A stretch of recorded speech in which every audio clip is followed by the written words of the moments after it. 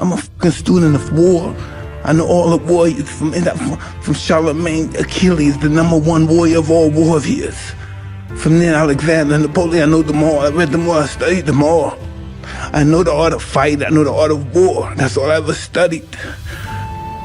That's why I'm so feared. That's why they feared me when I was in the ring, because that's all I was an annihilator. That's all I was born for.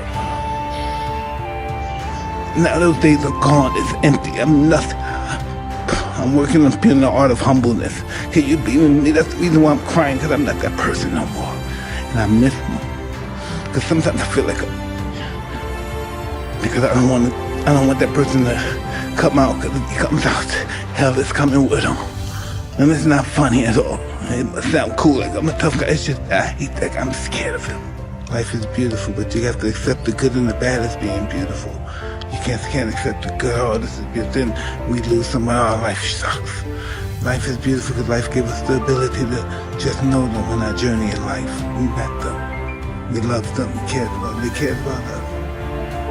That's the purpose of life. Just to enjoy what we had while we journeyed through it. Because sometimes we don't understand, like, what is this? What is my purpose? Why am I here? Why do I have to go through this pain? Why do I have to go through this fear all the time? Why can't it just be peaceful all the time? Then it wouldn't be life.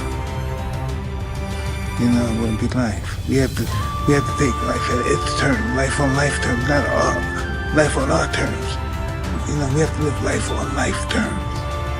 I'm aware that a lot of people, like, you may watch me and may look up to me and think I'm a certain kind of guy, I'm a good guy, but they have to understand that I'm not worthy of praise. I mean, God is worthy of praise. It's true. And they do these things. I used to look at YouTube and I see guys have Mike Tyson, Immortal, Mike Tyson, God, and I'm not worthy of that. You are, Mike. Hey, stop. I know me. You can think what you want, but I know. Not for somebody to praise me or anything, no. I'm always just Mike.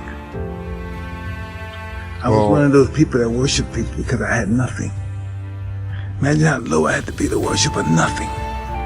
Somebody that's nothing, and I worship them. And that's why I live the life that I live now. Because you knew me 20 years ago, and that guy's kind of dead now. You know, but that wasn't easy. You know, that guy didn't want to leave. He wasn't leaving easy. He fought, screamed and cried and scratched all the way till he died. You know? And I'm very grateful. In order to succeed, they have to be flawed. They have to experience some kind of shame in their life that won't allow them to be in the position they believe was overwhelming to them psychologically and emotionally and physically. Even to this day right now, I have to check myself. Always check myself. Yeah. You know, my wife is my consciousness. Why is my masculinity in a woman? Because my wife, my mother fucked me up. That's why my masculinity is in a woman. Why am I so overbearing to my wife? My wife must say, this is overbearing. As long as you love me, it's too much. I know she must think that. You have to be spirited and have gump and never give up. And just deal with life is just a long line of puzzles that need to be solved. And then without that competition spirit, people are not going to do well. And they have to know about competition. Because without competition and training, they give in under the slightest struggle. I'm very happy and I'm very proud of myself. I never understood my accomplishments as a human being until last year, perhaps. I never took myself serious, and last year I tried and it turned out really well. Especially now, no one's gonna fight. People like talking now. They get on the stage, they get on YouTube, and they start talking. Yeah. And that's why some people are not made for handling criticism. They're just not made. Some people go off the deep end if you criticize them. Yes. Some people just can't handle it. And some of the most powerful people in the world just can't handle it. They're not mature enough to handle criticism. My adversity inspired me to be more than what I truly was. Sometimes I get in my head and think I'm somebody. And then I'm easily offended. But when I know I'm nobody, I could never be offended. So I asked for this and this is what he gave me. It's not like someone gave me something I didn't acquire. I wanted this life, I prayed for this life, and I received it. Something like this is all about change. Mm-hmm. You know, listen. You can't continue being a comedian if you're not sharpening your psyche up. Even when you're doing it right here, you're practicing your comedian act. You know, you have to continue to practice. The more you practice it, say if you practice it for a year, you'll be better if you only practice it for a month.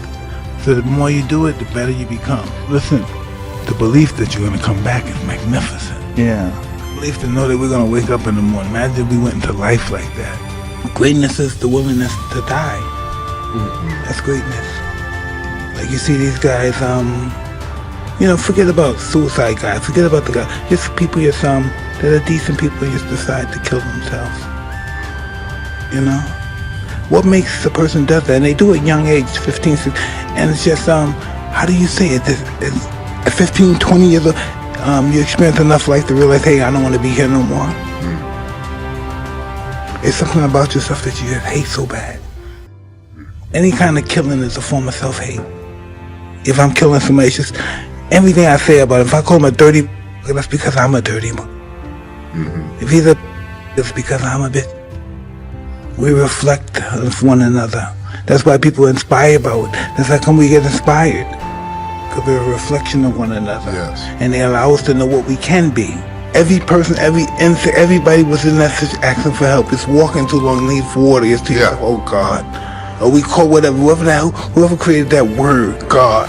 That's what the person said, oh this, oh God, oh this. Help me, please. I don't care that I've said that all my life. Yeah. I said that when I was in the stages of not believing. I said that. Yeah. I don't care, all the non-believers, all the atheists, when it's the last moment of our life, we say, oh God, please help us. Or whatever we call God, oh God, please help us. Or whatever we know that's bigger than us, we say, please help us. Even we don't believe, please help us. The moon, the sky, the birds, help us. Never stop believing in yourself. Ever. The power of belief is just invariable, impregnable. The power of belief. Confidence breeds success, and success breeds confidence. Confidence applied properly will surpass a genius. It's not like the belief. It's real shit.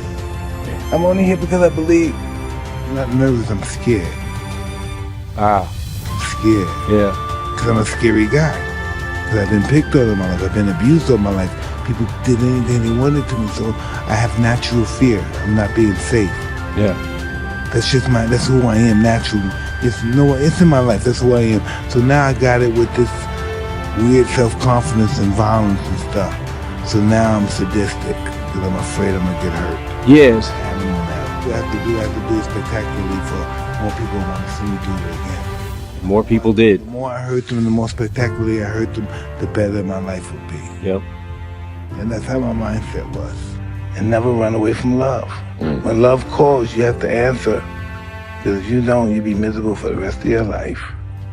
That's just how it is. You're trying to defend yourself from life. It doesn't work, or you just wind up making a fool of yourself. What's going to happen is going to happen. Don't take life too serious.